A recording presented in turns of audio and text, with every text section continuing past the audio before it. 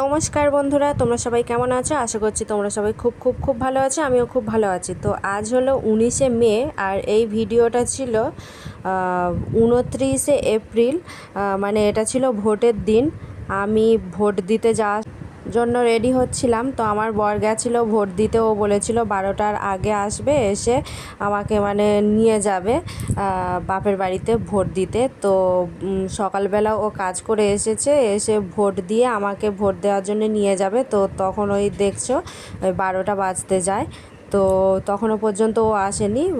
আমি তো এদিকে রেডি হয়ে গিয়েছিলাম। তারপর ও এসছে, এসে ওই যে ভোট দিতে যাব বলে রেডি হয়ে গেছি। আর আমার শ্বশুর আসেনি ভোট দিয়ে। তো তোমাদের একটা গল্প বলি। মানে ভোটের দিন হয়েছে, ও মানে আমার কাছে জামা চাইছিল। তো আমি ওকে একটা লাল রঙের জামা দিয়েছি। ও বলছে ও পরা হয়ে গেছে, হয়ে ও বাইরেতে চলেও গেছে। গিয়ে আবার ঘরে এসেছে, এসে বলছে এই তুমি লাল জামা আজকে দিও না, সবাই বলবে পার্টি। মানে তখন আমি তো ওই বুঝে ওকে মানে জামাটা দিইনি। তারপর আমি বলছি লাল, ও আচ্ছা আচ্ছা কাস্তে না। তারপর মানে আমি বলি বাবা, এত ভেবেচিন্তে জামা পরতে হবে আজকে।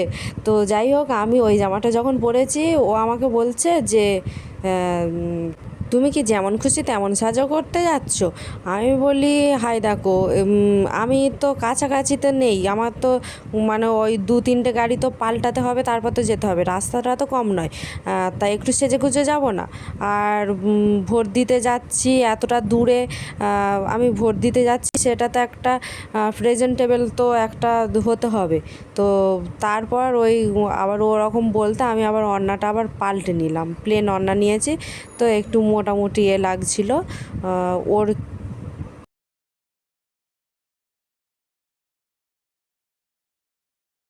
এই যে রাস্তাটা দেখো কি অবস্থা, তাও তো এটা তবু ভালো।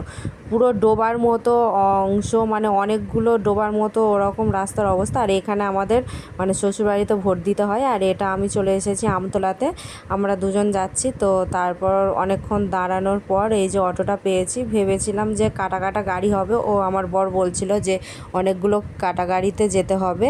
তো ভোট দিতে ও নিয়ে যাচ্ছে। আগেও নিয়ে গিয়েছিল, কিন্তু আগের দিনে দিয়ে এসেছিলো, ভোটের আগের দিনে। কিন্তু আমার তো ভোট হয়নি, ওরা নিজেরাই ভোট দিয়ে নিয়েছিল। তো তারপরে আমি ভোট দিয়েছিলাম অন্য কার একটা নামে, ওই বলেইছি ভিডিওতে। তো আমার ভোট তো আমি দিতে পারিনি। শুধুমাত্র ওরা ওই বলে বলে দিচ্ছিল যে এখানে এখানে দিতে হবে, মানে ওই টিএমসিতেই ভোট দেওয়ার ছিল। আর ওইরমভাবে ওরা কাগজ কেটে আর ওই বক্সটাতে দিয়ে দিয়েছিল। যাই হোক, এই ফতেপুরে চলে এসেছি, মানে বাড়ির কাছেই চলে এসেছি। এবার মানে ভোট দেওয়ার পালা। অনেকটা মানে সাহস নিয়ে যাচ্ছিলাম, মানে ভয় পাচ্ছিলাম খুব, কেননা অনেক মানে ওরকম থ্রেড এইসব এই ধরনের হয়েছিল। জানি না আমাদের ওই আওতায় আমাদের নাম ছিল কি না। যে বলেছিল যে ইলেকট্রিক, তারপর জলের কল, এই মানে তার এইসব নাকি, মানে পাম্প ওই সবগুলো মানে জল নিতে দেবে না, লাইন কেটে দেবে। তো যাই হোক, এখানে আমরা ওই চলে এসেছি বাড়িতে। তো এখানে কালু তো আমার বরের পাটা চাটবে বলে এরকম করছে, ও শুধু মানে পা চাটবে এই অবস্থা। তা আমি ওকে মানে বলছিলাম যে তোর একটা যদি ভোটার কার্ড হতো, তাহলে তুই ভোট দিতে যেতিস, তোর তো এমনিতে 100 দিনের কাজ তো তুই পারিস, অনেক মানে মাটি তুলতিস আগে। তো এই সবগুলোই বলছিলাম। আর ও মানে পড়েই আছে আমার বরের পিছনে, যে ও মানে ওর পাটা ও চাটবে, আর ও ওকে পাটা চাটতে দেবে না। এই হলো কথা। ওই তাই পাটা চেটে দিল, ও এই রকমই করে।